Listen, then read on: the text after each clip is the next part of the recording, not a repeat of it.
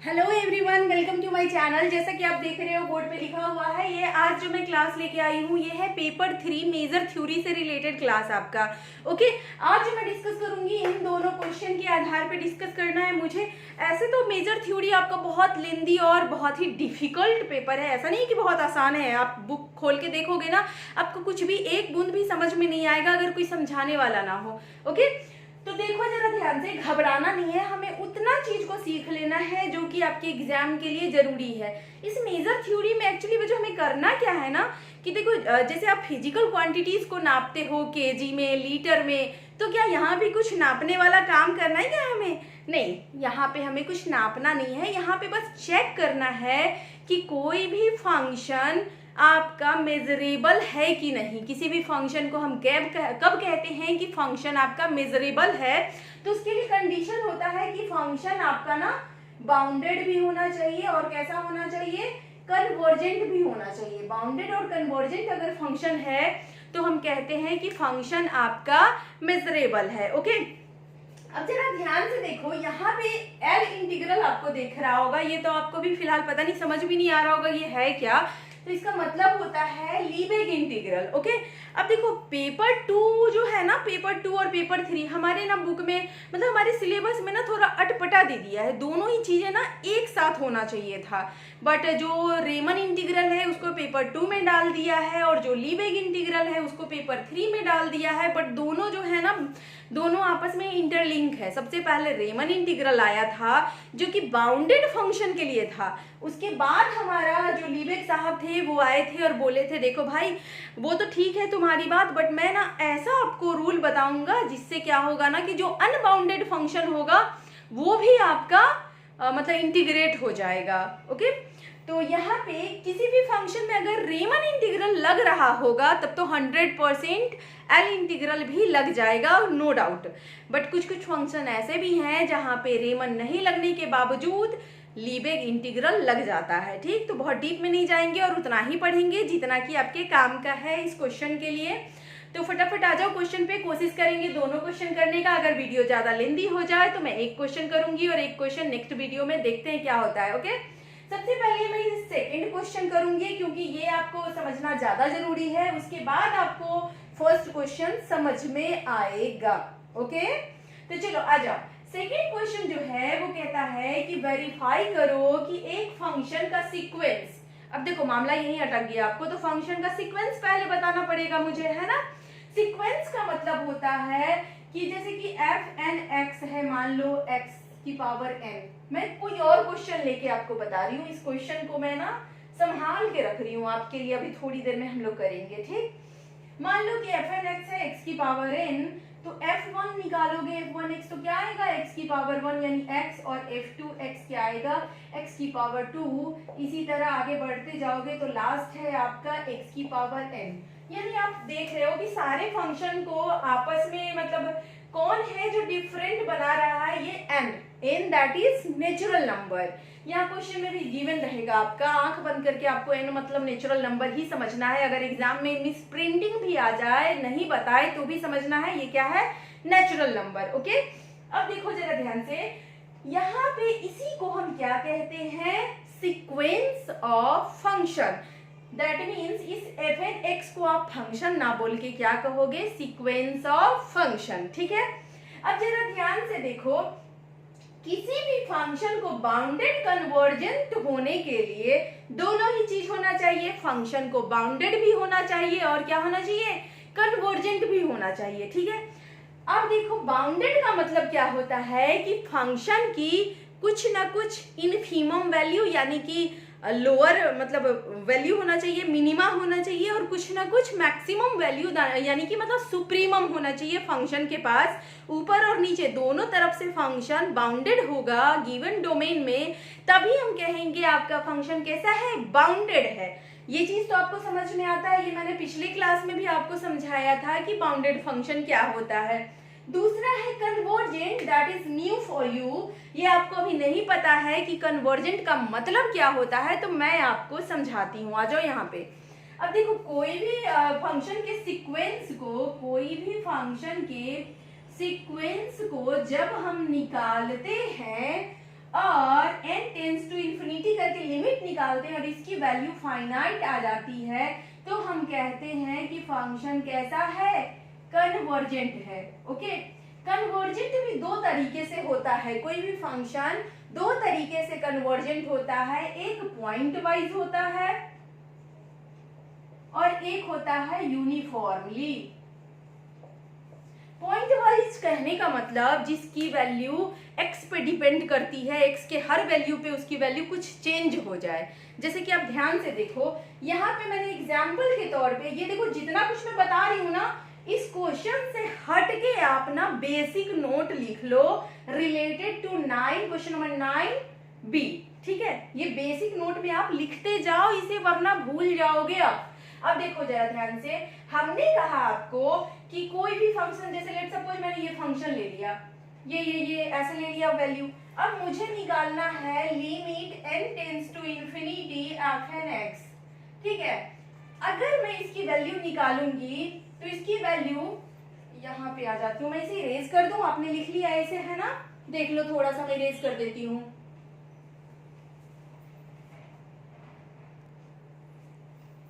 अब देखो जरा ध्यान से,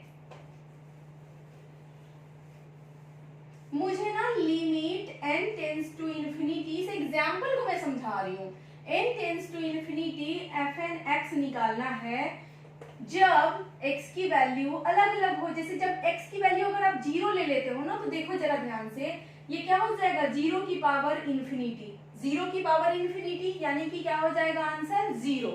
ठीक है, आप ये सब 12th में भी पढ़ चुके हो, 0 की पावर इंफिनिटी यानी 0। अगर मान लो x की वैल्यू मैं ना 0 से कुछ बड़ा और 1 से छोटा ले लेती हूँ, तो क्या आएगा, जैसे आपने पढ़ा होगा ना, 1/2 की पावर इंफिनिटी क्या हो जाता है आपका, अगेन 0 हो जाता है। a की पावर इंफिनिटी याद करो, लॉग वाले चैप्टर में क्लास 11th में पढ़े थे हम, तो यहाँ पे क्या हो जाएगा ये 0। अगर x की वैल्यू आप 1 ले लेते हो तो 1 की पावर इंफिनिटी क्या आएगा, ये 1 आएगा। तो बच्चों यहाँ पे हमने देखा कि हमने अलग अलग, जैसे ही x की मतलब वैल्यू अलग अलग ली, तो यहाँ पे limit n tends to infinity f(x) क्या आ गया आपका, अलग अलग आ गया। यानी आप कह सकते हो कि फाइनाइट तो है, दैट मीन्स कन्वर्जेंट तो है, बट कैसा कन्वर्जेंट है ये पॉइंट वाइज कन्वर्जेंट है। और जब भी कोई पॉइंट वाइज कन्वर्जेंट होता है, उस केस में क्या होता है आपका कि आप डायरेक्ट इंटीग्रेट नहीं कर पाते हो, हर पॉइंट के लिए उसकी वैल्यू अलग अलग हो जाती है, तो इसे हम क्या कहते हैं, पॉइंट वाइज कन्वर्जेंट। यहाँ पे लिख सकते हो, ये एग्जाम्पल आप जरूर लिखना, ये समझा रही हूं मैं, this is point wise convergent. ठीक है, अब मान लो इसे आप पॉज करके लिख लेना, टाइम ज्यादा लग जाएगा, मैं रुकूंगी नहीं, मैं बढ़ते जाऊंगी। ठीक है, अब देखो पॉज कर लेना। ओके, अब देखो जरा ध्यान से, यही फंक्शन अगर कुछ इस तरीके से होता कि 1/1 प्लस nx होता, तो इस केस में क्या होता बच्चों कि जब हम निकालते ना limit n tends to infinity, तो देखो 1/1 प्लस nx है आपका, तो यहाँ x की वैल्यू 0 to 1 के बीच में कुछ भी आप ले लो, कोई भी पॉजिटिव नंबर ले लो x की वैल्यू, तो इसकी वैल्यू जो है ना वो आपका क्या आ जाता, 0 आ जाता। x की वैल्यू कुछ भी आप लेते तो इसकी वैल्यू क्या आ जाता, 0 आ जाता। उस केस में क्या होता कि इसे हम कहते यूनिफॉर्मली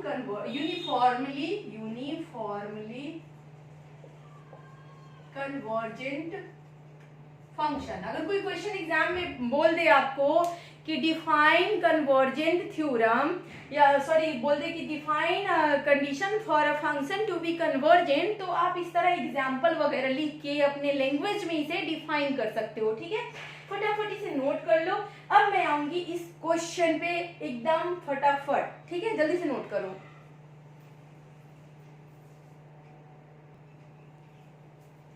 अब सीधे ना क्वेश्चन नंबर 9 का अब सॉल्यूशन डिस्कस करूंगी। इतना ज्ञान आपके लिए काफी है, इतने ज्ञान से आप क्वेश्चन नंबर 9 का भी सॉल्व कर लोगे। ओके, अब आ जाओ क्वेश्चन नंबर 9 के बी पे। देखो जरा ध्यान से, इस क्वेश्चन का आंसर हम कैसे लिखेंगे, फॉर f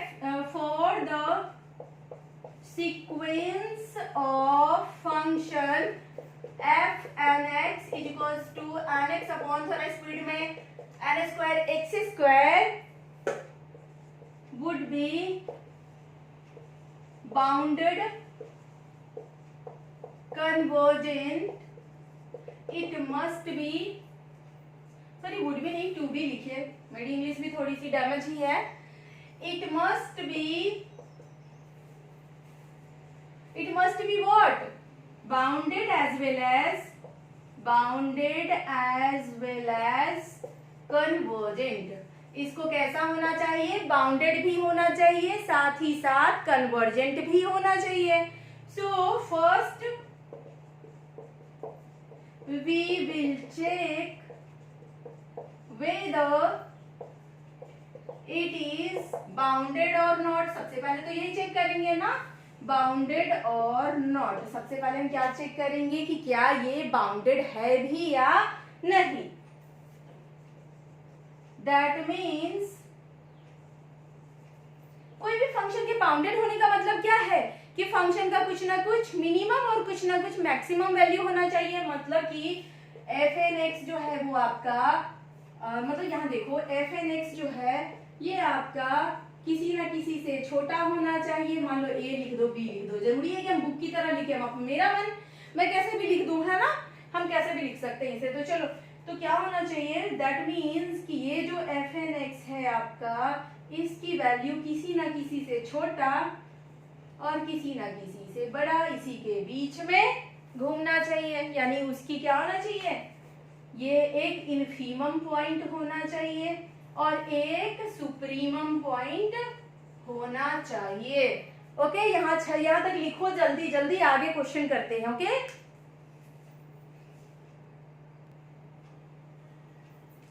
देखो अभी हम ना इसके चेक करने वाले हैं इस फंक्शन का कि बाउंडेड है कि नहीं. उसके बाद चेक करेंगे कि कन्वर्जेंट है कि नहीं. चलो आ जाओ आगे. ठीक है, साथ में नोट भी करना. सिर्फ आंसर ही सबको चाहिए बस, कि आंसर भेज दो, आंसर भेज दो. समझना है कि नहीं, एग्जाम में खुद से करना है कि नहीं. चलो देखो, अब मान लो कि मतलब क्या करना था, सॉरी हमें करना था इसका मिनिमम और मैक्सिमम वैल्यू निकालना था. ठीक, आपके पास एफ एन एक्स क्या है?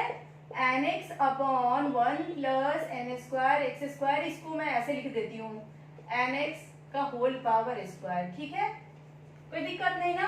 अब देखो जरा, for x belongs to 0 to 1, अगर मैं 0 से 1 के बीच में x की कोई भी वैल्यू ले लूं तो ये तो जो है n x की पावर x स्क्वायर, ये हमेशा कैसा होगा आपका?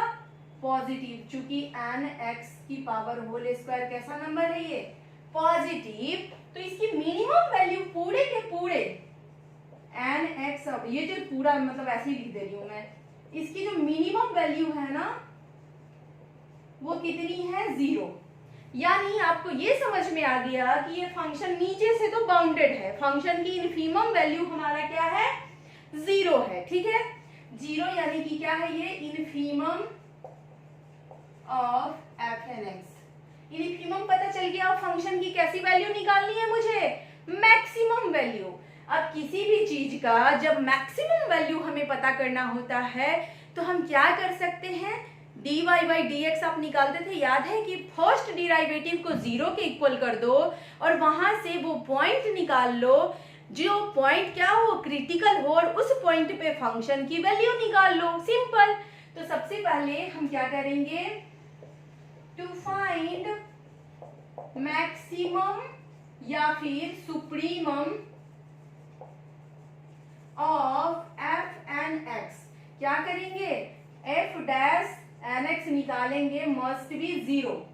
इसको क्या करेंगे? पुट करेंगे 0 के और एक्स मतलब पॉइंट निकालेंगे हम. ठीक है, तो फटाफट इसे लिखो, फिर आगे बढ़ते हैं. यहाँ देखो, अब हमें क्या करना है ना कि उसको डिफरेंशिएट करना है. क्या करना है कि ये रहा आपका एफ एन एक्स. अच्छा एक काम करूं, इसको ना थोड़ा सा सुंदर लगने के लिए मैं ऐसे लिख सकती हूँ. मान लेते हैं कि n x is equal to y. N x को क्या मान ले? वाई. तो ये एफ एन एक्स क्या हो जाएगा आपका? Y upon 1 plus y square, है ना. यानी कि अगर आपको एफ एन एक्स का मैक्सिमम चाहिए, यानी कि आपको चाहिए y upon 1 upon y square का मैक्सिमम, यही तो चाहिए ना आपको, है ना। वो कैसे मिलेगा हमें, तो उसके लिए ये जो फंक्शन है ना, इसको क्या करो आप, डिफरेंशिएट करो। इसको जब डिफरेंशिएट करोगे तो u अपॉन v को जब हम डिफरेंशिएट करते हैं तो क्या मिलता है हमारा, नीचे वाला v स्क्वायर और ऊपर में u v dash minus v u dash, यही तो करते हो ना जब आप डिफरेंशिएट करते हो। चलो फटाफट करो इसे डिफरेंशिएट, जल्दी लिखो, जल्दी जल्दी आगे बढ़ जाओ। अब देखो जरा ध्यान से, हमारा जो फंक्शन है ना यहाँ पे, ये इसको मैं डिफरेंशिएट जब करूंगी ना, तो ये क्या आ जाएगा, मैं एफ एन डैश एक्स को डिफरेंशिएट कर रही हूँ, तो ये हो जाएगा 1 प्लस वाई स्क्वायर का होल स्क्वायर, और इसको ऊपर वाले को क्या करें, ऐसे ही छोड़ दें और नीचे वाले को डिफरेंशिएट करो, तो इनटू में 2 माइनस, अब क्या करो, नीचे वाले को ऐसे ही छोड़ दो, यानी 1 माइनस वाई स्क्वायर, और ऊपर वाले को डिफरेंशिएट करेंगे तो ये क्या हो जाएगा, 1 छोड़ देती हूँ, 1 नहीं लिखने की जरूरत है। That will be 2y square minus 1 minus y square upon 1 plus y square का होल स्क्वायर, ठीक है। यानी f n dash x is equal to क्या हो गया, ये आपका y square minus 1 upon 1 plus y square का होल स्क्वायर, यानी कि इसकी वैल्यू क्या होनी चाहिए, 0। इसकी वैल्यू क्या होनी चाहिए, 0। यानी इसको पुट करना है मुझे, तो क्या हो जाएगा, y square minus 1 is equal to 0, that means y square is equal to 1। Y square की वैल्यू क्या आ गई आपकी, 1, यानी y is equal to plus minus 1, but यही तो क्या है आपका nx है, nx is equal to minus 1 not possible, possible है क्या, nx आपका माइनस 1 कैसे हो जाएगा भाई, n आपका नेचुरल नंबर है और x क्या है, पॉजिटिव है, 0 to 1, तो nx कभी भी माइनस 1 नहीं हो सकता, that means nx is equal to क्या है, 1, यानी कि y की वैल्यू क्या आ गई, 1। यहाँ तक फटाफट लिखो, ओके। अब देखो y की वैल्यू 1 पे हम इस पूरे फंक्शन का क्या निकालने वाले हैं, मैक्सिमम वैल्यू, सॉरी कहाँ गया आपका एफ एन एक्स, हाँ ये रहा, यानी एन एक्स की वैल्यू जब 1 रखेंगे तो इस फंक्शन की मैक्सिमम वैल्यू क्या आएगी वो देख लेते हैं, ठीक। अब देखो जरा, f n x has supremum, कब होगा supremum, when y is equals to 1, that is nx is equals to 1। अब जब nx, इसीलिए आपका एफ एन एक्स मैक्स क्या हो जाएगा आपका, मैं थोड़ा ज्यादा स्पीड में आज पढ़ा रही हूँ क्योंकि ना काफी बड़ा हो जा रहा है वीडियो, है ना। एफ एन एक्स मैक्सिमम क्या हो जाएगा, देखो nx की जगह 1 रखो, डिवाइड बाई 1 प्लस 1, यानी ये क्या आ गया 1/2, यानी आप लिख सकते हो कि एफ एन एक्स की वैल्यू आपने देखा कि इसकी मिनिमम वैल्यू 0 है और इसकी मैक्सिमम वैल्यू कितनी है, 1/2, दैट मीन्स, सो क्या हो जाएगा आपका, f n x is a bounded function. कैसी फंक्शन है, बाउंडेड, ओके। अभी तक हमने सिर्फ यही चेक किया कि ये बाउंडेड है, भाई साहब अब कन्वर्जेंस को भी आपको चेक करना है, फटाफट लिखो, आगे बढ़े, चलो पॉज कर करके लिखते रहना आप।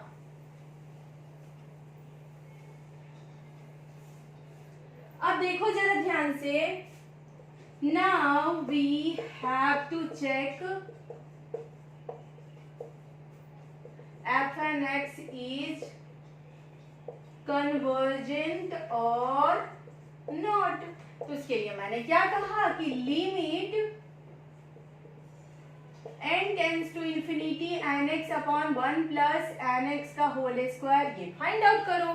तो देखो जरा इसको फाइंड आउट कैसे करेंगे, आप सीधे इंफिनिटी उठा के रख दें, नहीं, पहले इसको क्या करेंगे, फाइंड आउट करेंगे। तो इसके लिए एक काम करो, सॉल्व करना, तो लिमिट सॉल्व करना आता है ना आपको, देखो यहाँ पे nx है, यहाँ भी nx है, तो आप nx से ना डिवाइड भी कर सकते हो। Limit n tends to infinity, जब इसको nx से डिवाइड किया तो न्यूमरेटर में 1 आ गया और यहाँ पे 1/nx आ गया और प्लस में ये क्या आ गया, यहाँ पे nx से डिवाइड किया, सॉरी 1/nx का होल स्क्वायर और यहाँ पे क्या आ गया, ये nx आ गया। ठीक है, अब जरा ध्यान से देखो, जब यहाँ n की वैल्यू इन्फिनिटी रखेंगे तो ये क्या हो जाएगा आपका, वो तो 1 ही रहेगा, ये क्या हो जाएगा पूरा 0 और ये हो जाएगा इन्फिनिटी, यानी इसकी वैल्यू क्या आ जाएगी 1/∞ यानी कि 0। अब देखो जरा ध्यान से, क्या मतलब यहाँ पे ये जो है वैल्यू, ये क्या x की वैल्यू पे डिपेंड कर रही है? बिल्कुल नहीं, x की वैल्यू हम 0 to 1 में कोई भी पॉजिटिव नंबर कुछ भी ले लो आप, आपका हमेशा limit n tends to infinity कितना आने वाला है, 0 आने वाला है। ओके, सो यहाँ पे आप लिख दोगे फॉर, ऐसे लिख लो, for all x belongs to 0 to 1 fn x n tends to infinity is equals to 0, that is fn x is a uniformly convergent function। Check हो चुका हमारा। मतलब इतना आसान था ना, बहुत आसान लगा ना आपको? 9B क्वेश्चन नंबर आपको अच्छे से समझ में आ गया। मेरा वीडियो लग रहा है कि काफी लंबा हो चुका है। कमेंट सेक्शन में लिखना क्या आपको 9A का भी सॉल्यूशन चाहिए। If yes then I will come soon within मतलब 2 to 3 hours with 9A। Okay, thank you, bye bye, keep watching and supporting me.